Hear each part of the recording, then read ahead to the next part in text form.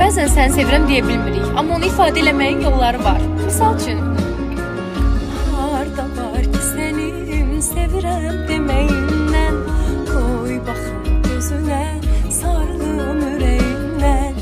Astaca, astaca deyirəm biləsən, bir bahar